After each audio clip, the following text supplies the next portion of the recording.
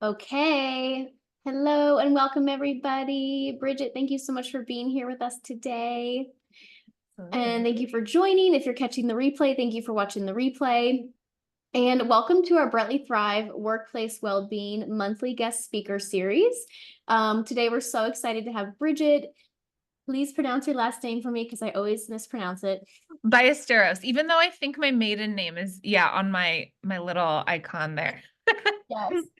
Ballesteros, and we're just so excited to get started. So this month we've been focusing on sleep, and I'm going to go ahead and get started doing a little introduction for Bridget. So Bridget is a dual expert in both the integrative health and medical research fields, specializing in habit formation and behavioral science for managing autoimmune conditions.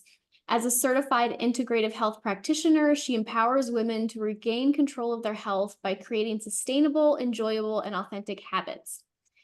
Bridget's own personal battle with multiple sclerosis has not only shaped her career, but also given her a deep understanding of the daily challenges faced by those with similar conditions. Bridget really helps her clients transform their health goals into actionable strategies, prioritizing aspects like nutrition, sleep, and stress management. And obviously, we'll be focusing on sleep today, but Bridget has such a wide range of topics that she helps her clients with. And she's also a Thrive Guide. She's a coach with us over on the Brightly Thrive team. So we're so excited to have you, Bridget. Welcome, and thank you for joining. Thanks so much. I'm so excited to be here. So excited to be talking about this topic. It's a big one. So hopefully we can help you out here. Today's topic is the art of restful sleep, aka easy ways to achieve sleep success. A little bit about my approach. I really focus on the how because I feel like we can often get so fixated on the what. And it's often really hard to take that what and put it into action. So hopefully you'll walk away from this with some tangible tips to sleep better and just manage stress and manage work-life balance throughout the day because they're all intertwined.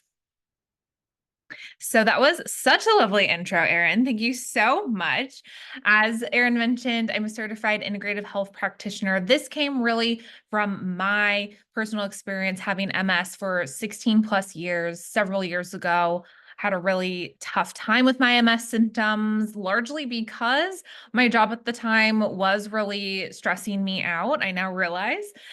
So my life as an integrative health practitioner after getting certified has really been about that, balancing your daily work in a way that helps you also make progress on your health goals and helps you expand in other parts of your life because we want a healthy, robust life outside of work as well.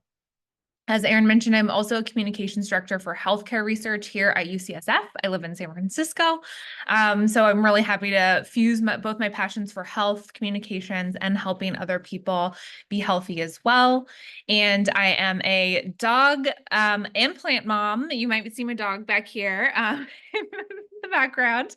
Hopefully she's on her best behavior. And I'm also an expecting mom. I am almost 6 months pregnant, living here with my husband in San Francisco. So excited to be here. Today's topic is the art of restful sleep. You are going to learn a new framework to change the way you think about and approach sleep. So we're really going to kind of blow the lid off of things right away and hopefully give you a new mindset shift and a new framework to guide how you approach sleep. We're going to learn how to align with your body's natural cues and rhythm for overall health and balance. So we're going to talk about what this natural rhythm is, and you're going to leave with easy, practical, and sustainable ways to get more deep and quality sleep. So who doesn't need that, love that? Why is this important? It may go without saying, but more quality sleep leads to better everything. Sleep is one of the most important things we can do to repair ourselves and facilitate our healing. But even if we know it's important, it's often elusive. We don't have that framework. We don't have that system in place to get deep sleep. And then sometimes we can stress out about not getting great sleep and the cycle continues. So first, let's start with this grounding principle, this framework to kind of shake up how you think about sleep. This is getting great sleep is a 24/7 job. And I love starting with this because when we think about getting better sleep, we often think about what we're doing maybe in the hour or the minutes leading up to bedtime. And I don't know about you, but in the past, that approach has really stressed me out, right? I feel my anxiety kind of creeping up as my day gets later. And I'm always like, ugh, I've just had such a stressful day. I don't really know how to come down from this. And in those moments or periods of my life where I've had insomnia or lots of trouble sleeping, you tend to just kind of focus on the evening and you don't really think about your habits earlier in the day. So, this treating getting great sleep as an all day process is really going to change how you think about sleep because it's really going to influence your habits and actions and choices from the moment you wake up. So, I'm going to teach you how to do just that. But we're going to start there by getting grounded and being like, this is an all day, ongoing, everyday process. So let's talk about what this really means. A little bit about your circadian rhythm. So our body and organs operate and run on a natural 24-hour clock. Our body knows how to do this. Often, when we have trouble sleeping, we are getting in the way of this natural rhythm. So, we want to support this natural rhythm and we want to disrupt it as little as possible. As I mentioned, it's a natural 24-hour clock. Our body and our organs, different organs at different times, know what to do and when. So, it's really about getting out of our body's way and supporting our body and loving our body and guiding it through the day. That will hopefully lead you to great sleep towards the end of that 24-hour period. So the goal here is a natural curve. You'll see this nice natural bell curve. We want to go for a natural curve in your schedule, in your stimuli. And this is also because our cortisol, the stress hormone, has a natural curve as well throughout the day. So when we wake up in the morning, I believe on average it's around 6 a.m., that's when our cortisol peaks. So we want our cortisol to be high first thing in the morning, and we want it to naturally decrease as we get later in the day. Often, because of stress, because of modern society, we have cortisol curves that look less like a bell curve and more just like a bumpy road or, something a lot more wild and chaotic. Um, Often people who are prone or have had chronic stress have the reverse, where your cortisol is really low in the morning and high at night. So these are things that you can test for. For example, if you really feel like, I'm having issues with stress relief, I'm having issues with sleep, there are functional medicine tests that you can get to test your cortisol levels. It really like spit into this like test tube throughout your day. And that's how you measure cortisol. But there's a lot we can do now that's accessible, cost effective, to really align with our natural curves. So the best thing right now is to kind of design our day in a way that allows for this curve to happen. So you may want to think about it, or the bulk of your bigger energy using activities earlier in the day? Are you doing things later in the evening that expend a lot of energy that could raise your cortisol? Something to be mindful of. And we'll continue sharing these tips with the context of this natural cortisol curve. I love this framework because it is less about, oh my gosh, I have to go to sleep right now. And it's more about an ongoing conversation with your body. So your habits, everything we do, not to be intense, because it is hopefully relieves stress because we have so many choices to make and so many habits that we can put into effect. And so it's not just about getting it right at the end of the day. It's about all our day, our whole day, all our days combined. And so your habits are an ongoing conversation. We are constantly feeding it information with stimuli, with the food we eat, with the ways we move our body or lack of movement, for example. So we want to talk to it in a loving, calm, and consistent way. It's not only better for sleep, but it's just fun, it's more sustainable, and it's enjoyable. So with that said, with that framework laid for us, we're going to talk about 5 ways to achieve sleep success. So this is how we get into the how of what we need to do. So tip 1 is to limit key disruptors. We're going to spend a little time on this because I know you probably, if not all of these things on this list, there are a couple that are big ones here. So the top 5 sleep disruptors are screens, stimulants. We'll talk a little more about what that is, but of course, coffee was probably going to pop up in your brain. Your schedule, your setting, that's more around your bedroom setting, and stress. So we're going to talk about each of these, and we're really going to focus on screens and stress because I have a feeling those are going to be big ones for us. So let's start with screens. How do we limit screen disruption? The little background info, the biggest sleep disruptor really is your screens because blue light tells our body that it's daytime. So of course, when it's nighttime, if we're looking at TVs, if we're looking at cell phones, etc., we are still feeding that information that our body needs to be awake. And so of course, you can see how that disrupts sleep. So, how can you be more mindful? How can you be a little more strategic with your screen use?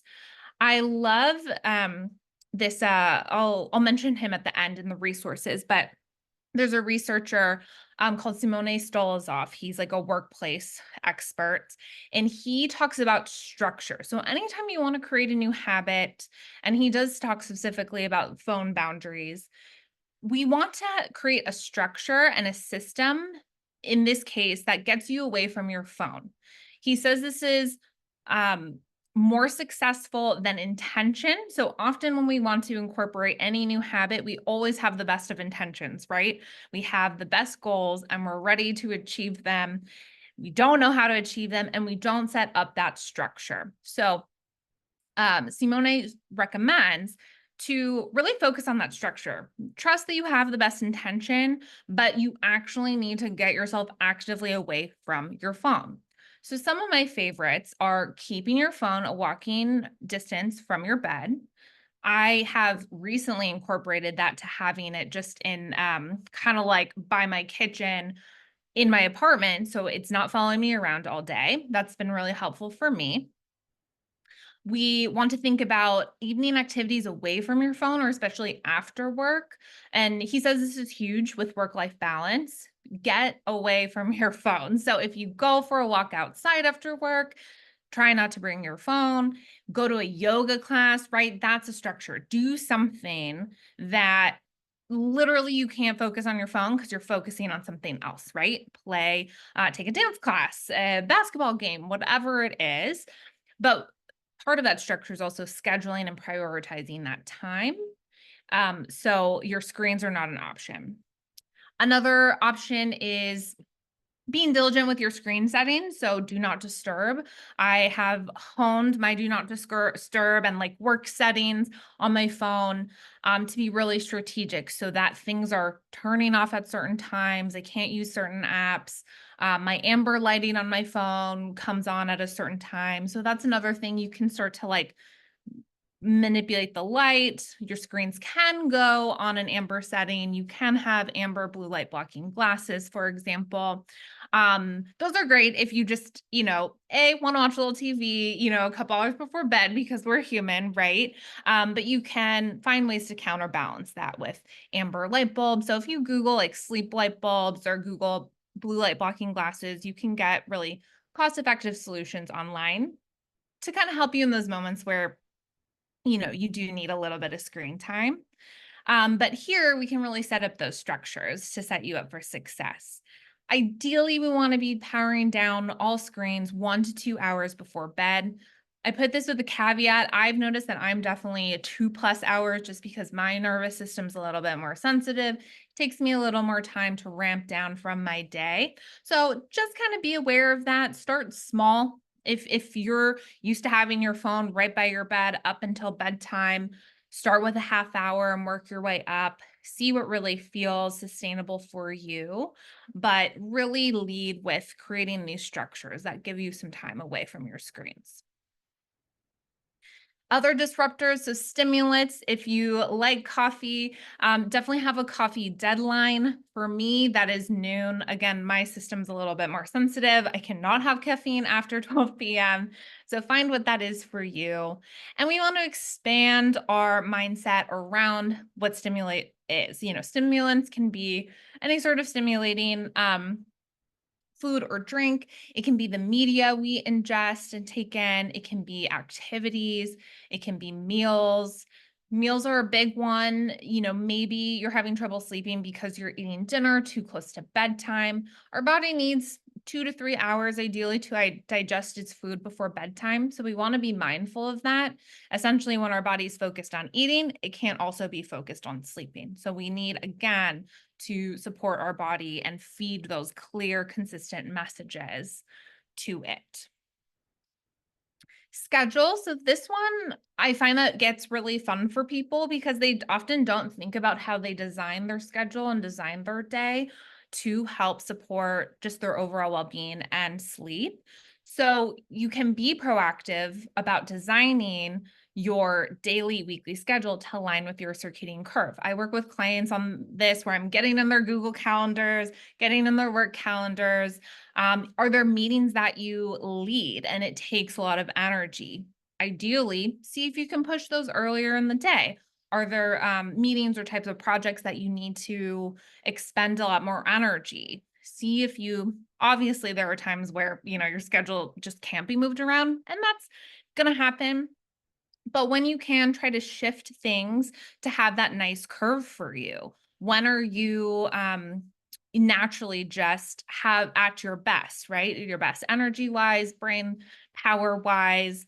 It ideally will be in the morning. Right now, if your circadian rhythm is a little off or your cortisol levels are a little off, listen to what feels right for you. But just think more holistically about how you design your schedule and being proactive and saying, like, hey, like this meeting's going to be a little stressful. Maybe I'm going to ask my colleague or my boss if I can do it a little bit earlier in the day or like before lunch so I can take a lunch break, right? Like have your back. It's a really powerful way to support yourself and have your back. And again, think about bedtime and sleep just early on in the day or even as you're planning your week. Setting is really about your bedroom setting. We'll talk about this a little bit more in one of the next tips. For now, we want to be mindful of clutter, light exposure, temperature, and the type of bedding we use. I'll explain that a little bit later. And then, of course, stress. So I think that the phone boundaries for sure and the schedule, being proactive about your schedule can really help with stress management in and of itself. But we want to really, again, think about this holistically from a 24/7 perspective.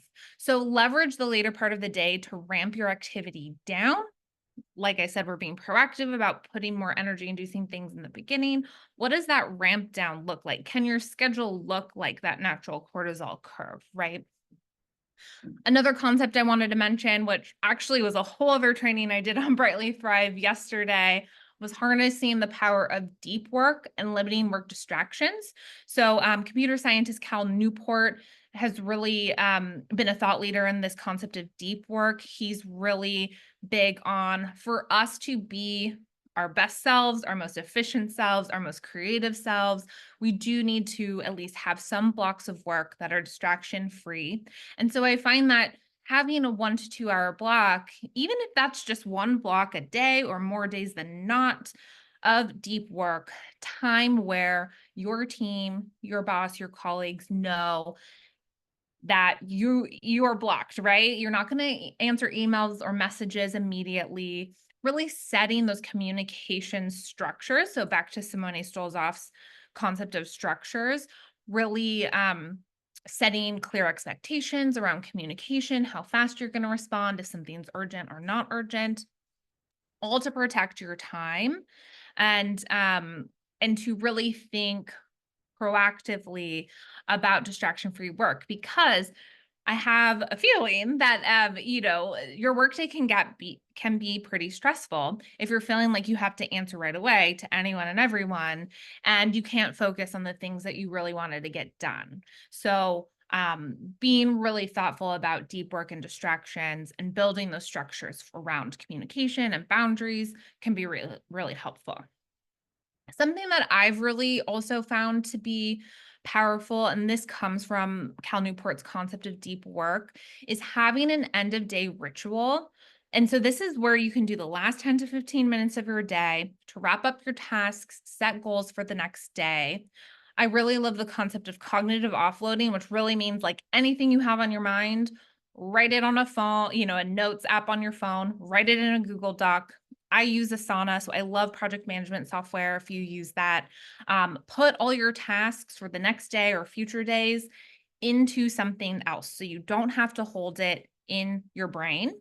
Part of your end of day ritual can just be looking like, hey, look at all the things I've done. Here's all the things that I feel confident about doing the next day or throughout the rest of the week. I don't, and Cal Newport actually does recommend having an affirmation like, it's done for the day. I don't need to think about this anymore. You can have something, that really resonates with you. Yeah, bye. So really like have fun with it and have that really bookend your day. That I recommend that happens at work.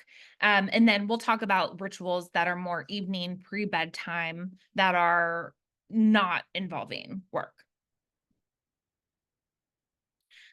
A quick reminder to avoid after hours work if you can. Studies actually show that later work can decrease productivity the next day. So, essentially, what we want to do here is we're giving our brains time not only to rest, but we're giving our subconscious brain some time to kick in. Our subconscious brain has a lot more capacity to solve our problems than we think it does. So, let's get out of our conscious brain. Let's truly unplug and it's a different type of work. I know we're programmed to think that that's being lazy or unplugging or like we're not dedicated to our jobs. And that's absolutely not true.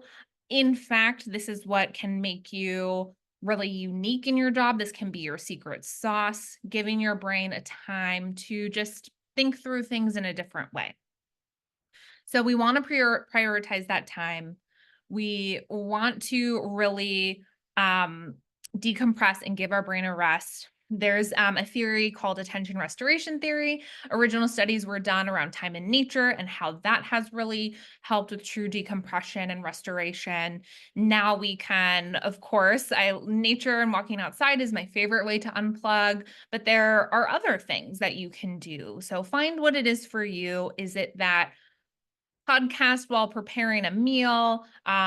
Sometimes I don't even like ingesting media like right after work, so maybe it's just some music and making a nice nourishing meal. Maybe it is that walk outside. So have your go-to things and have a go-to evening ritual and activity to relax before bed.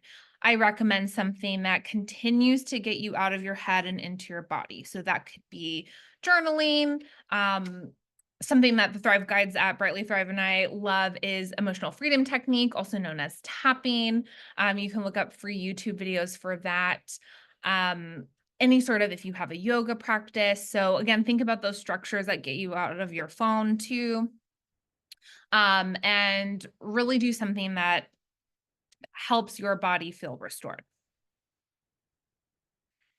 Okay, so that was sleep disruptors. That's how we manage all those. And that's a big part of sleep care, honestly. But tip two is now cue your body. So this is how we plan our day, from like when we wake up to bedtime. Here's what we want to do first thing when we wake up. Morning habits are crucial for telling your body that it's a start of a new day. And this is key in restarting that 24-hour clock. So, again, we are signaling to our body, telling our body that it's time to start a new day. So, just like we want to be reducing blue light, natural light exposure towards the end of the day, we want to be doing these things in the morning. The big three are food and drink, natural light, and movement. So With natural light, that is sunlight. So ideally, it is recommended to get outside. As little as 10 minutes will be really powerful. This is ideally first thing when you wake up or before 9, definitely before 10 a.m. We want that light in your eyes. If you're wearing, I love wearing baseball caps for sun protection in the morning. I kind of tilt that up so I can really get the light in. We don't want sunglasses on. We need to feed that feedback to our body. Like I said, it doesn't need to be a long walk unless you have time and like that.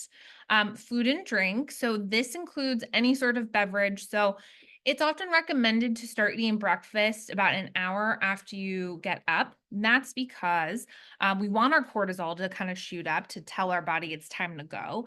And we want our stomach acid to start to kind of get producing itself.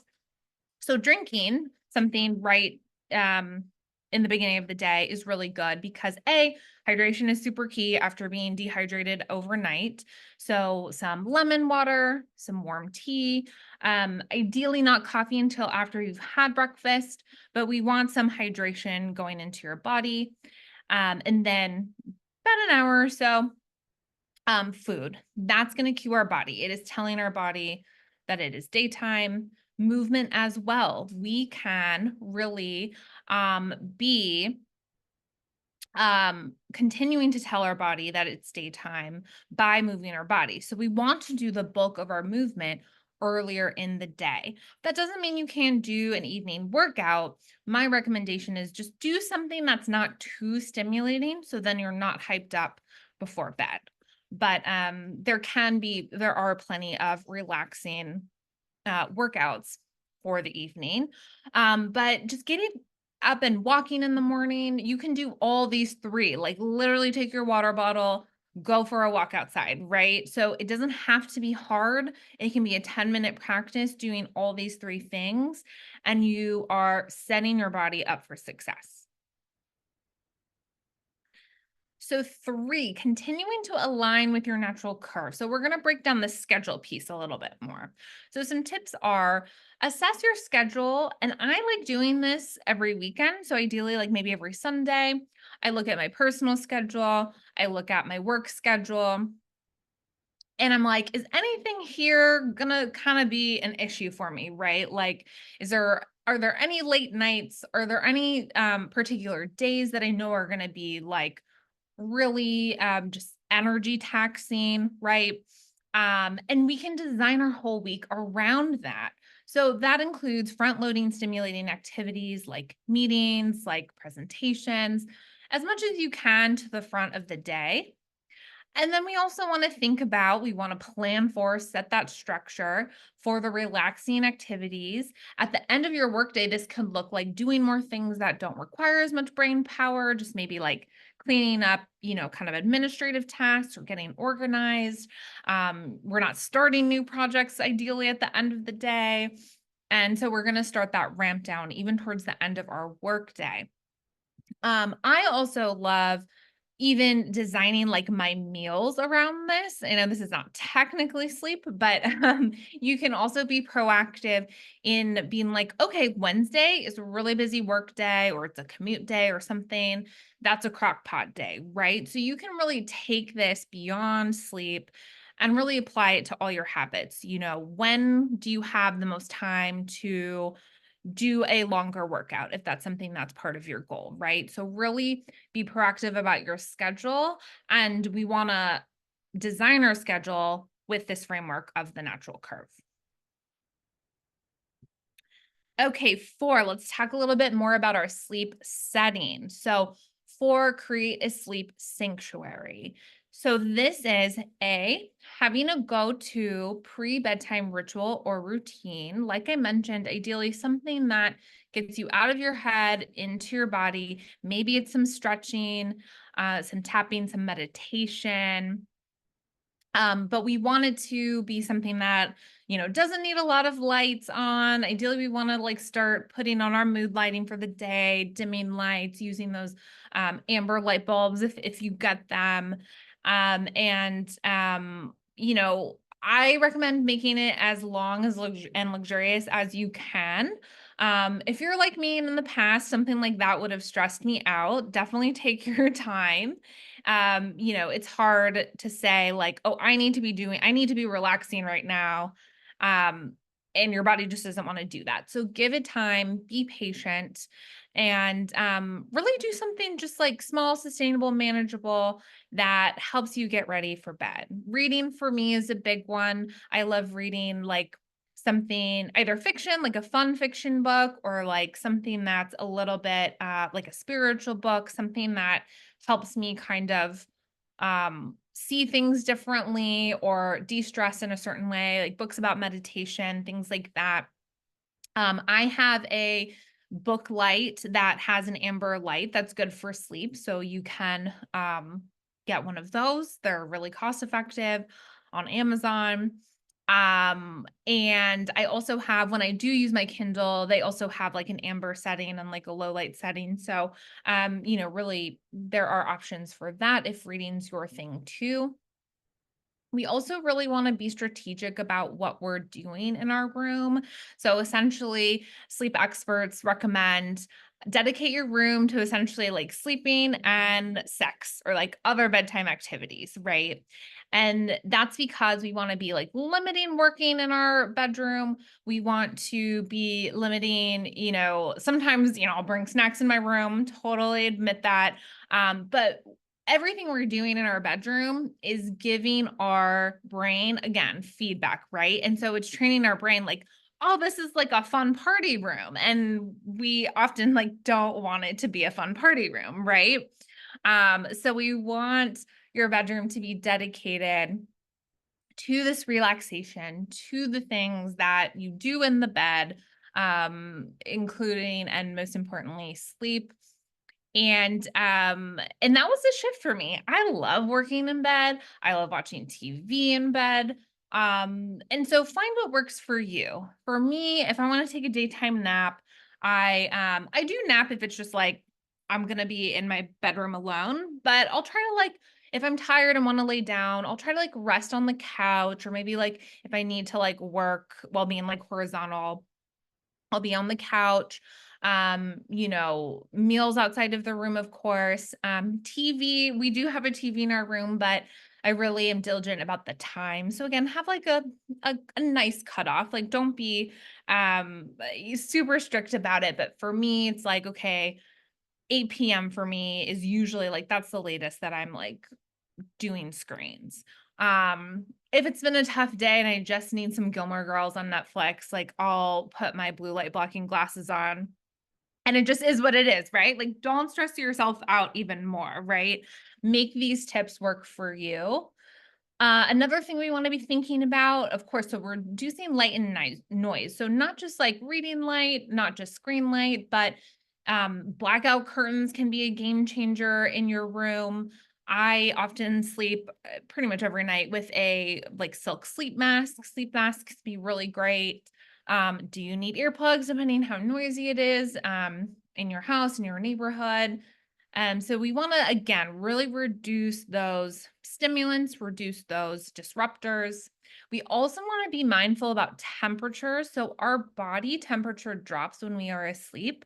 So if our temperature is higher, and you notice this, if you wake up with night sweats, that may be a sign that your climate is too warm while sleeping. Kind of the average, like I like to set my thermostat to like 68.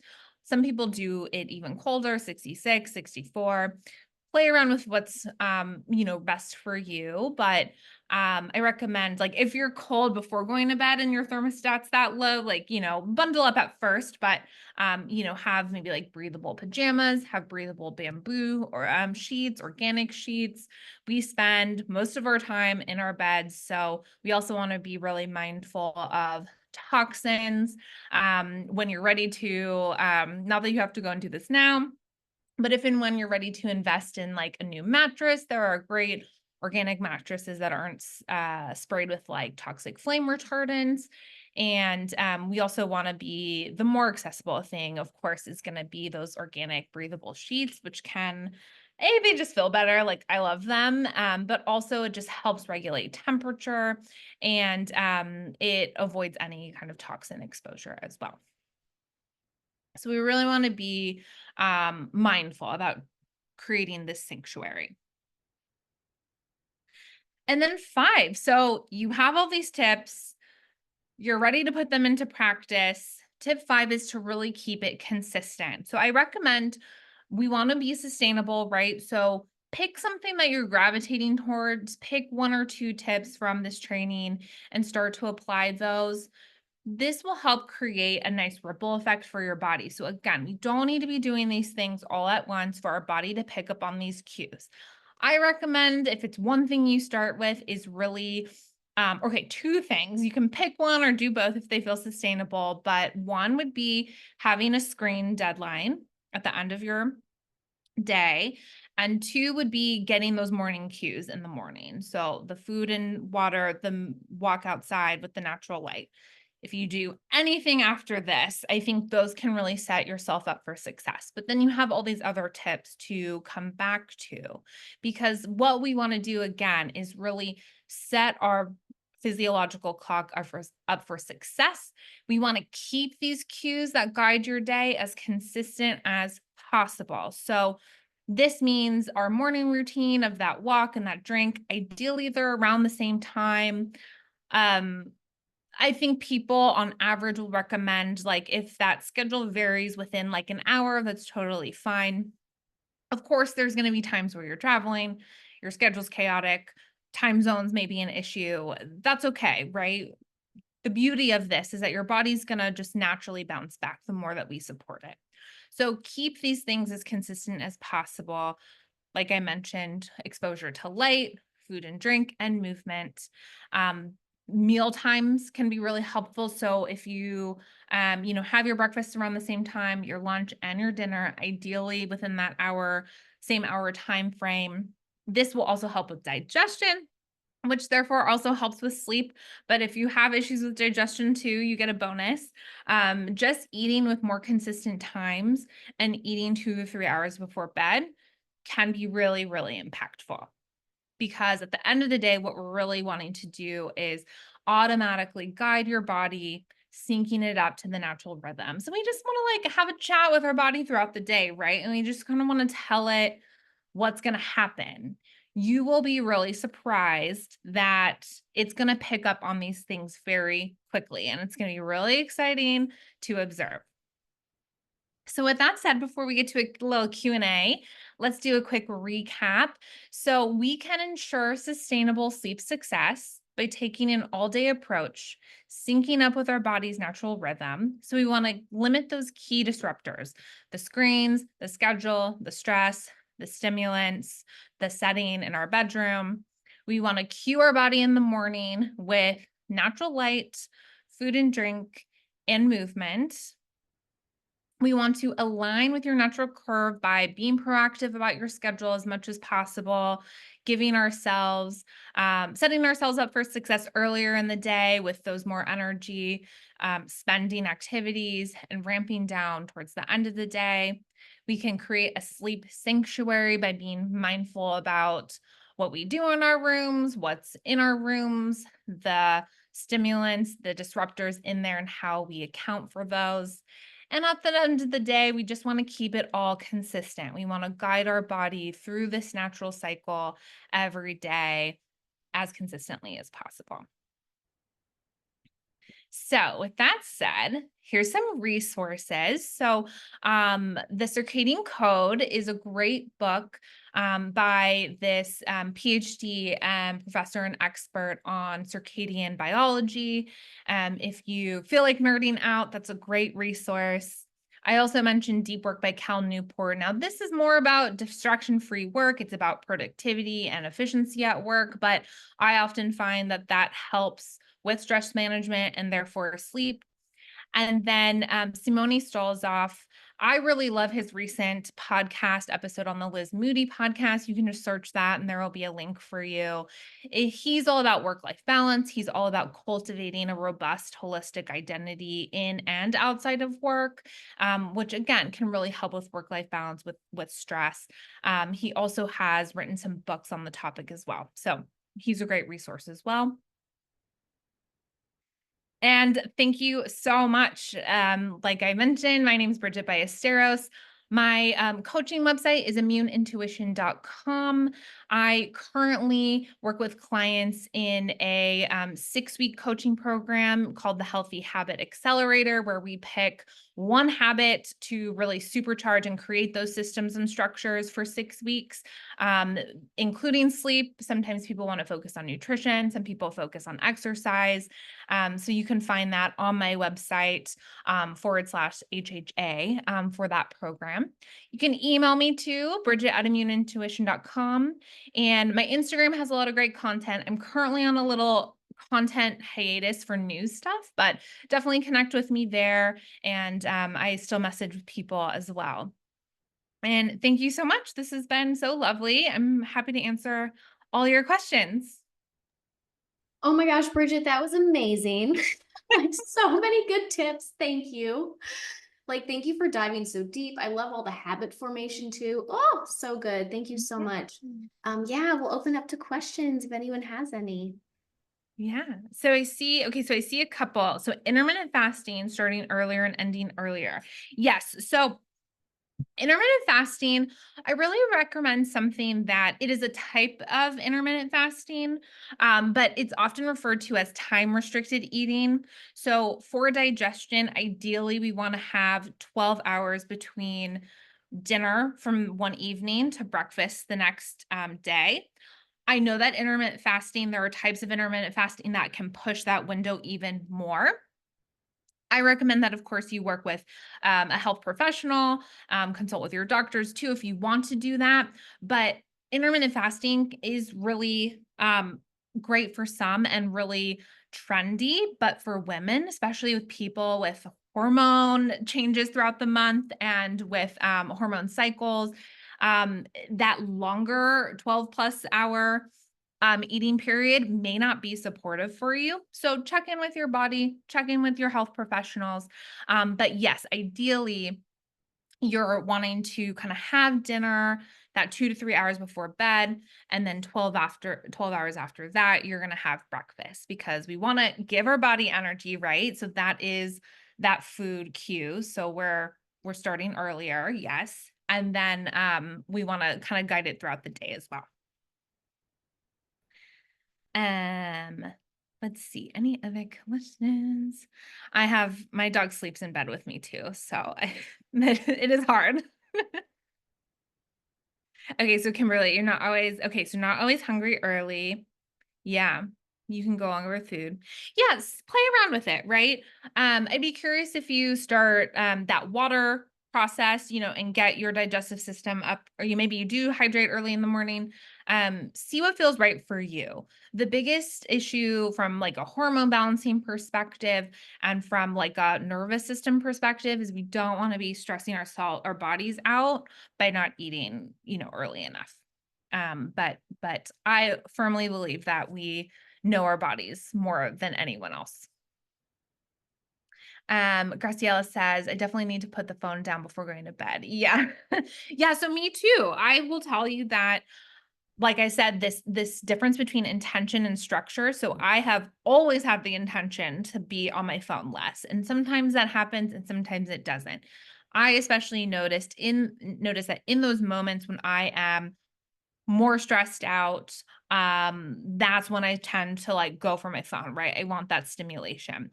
So I don't beat myself up about it. I am like, oh, this is interesting, right? Get curious, become aware, and be like, yeah, what's going on here? Like I'm constantly scrolling on Instagram, right? So like, what can I give myself that really helps balance that out?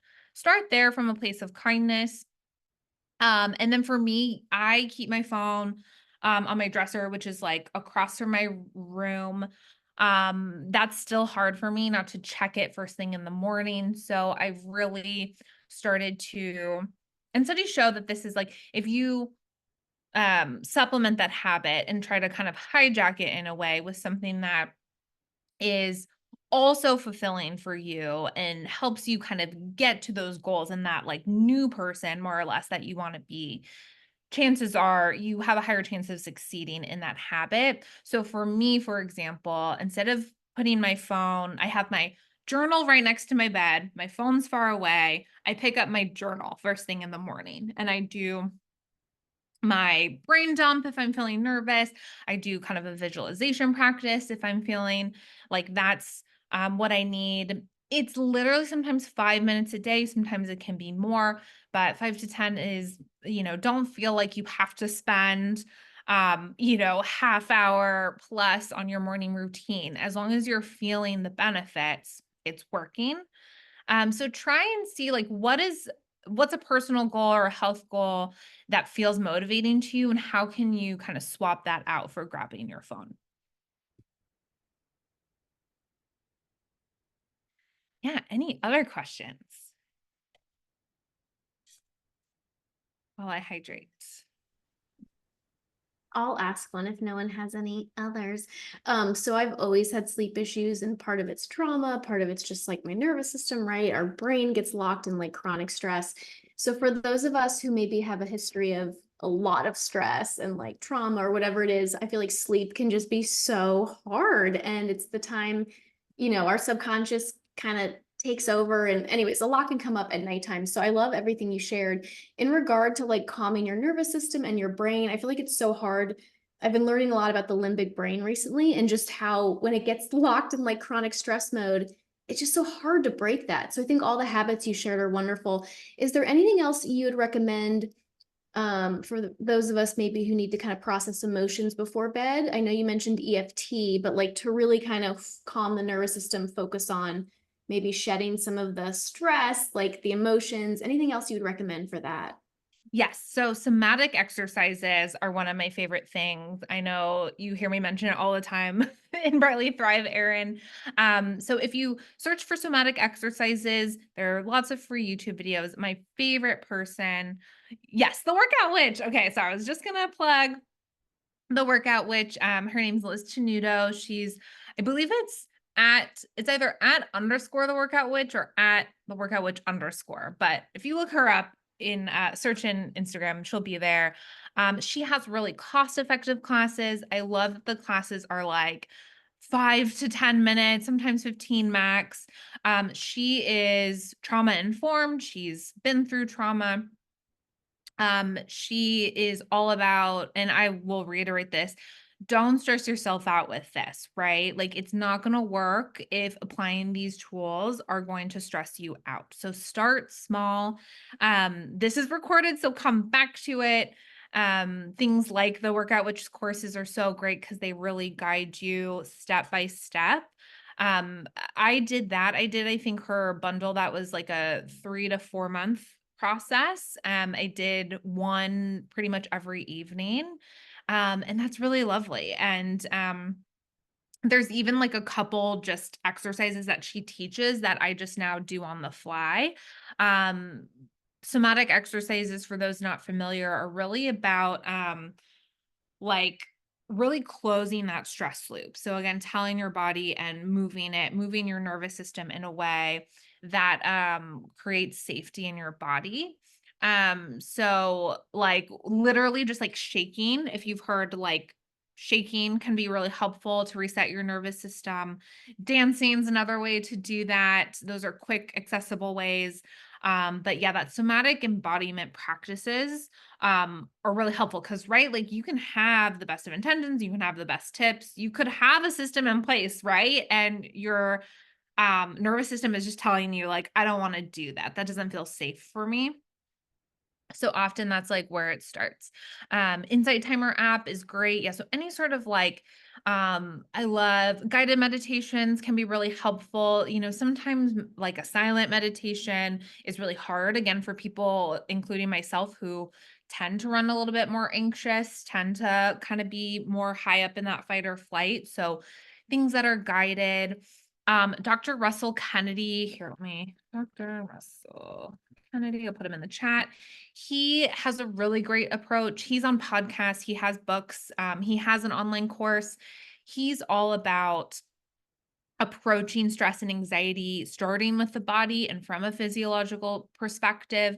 So he definitely promotes somatic exercises. He also does a lot of like hypnosis type tapes or like yoga nidra. So yoga nidra is another term you can search, which is for more of a bit more active type of meditation that is shown to be as powerful as like a cycle of REM sleep if you do it for like 10 minutes.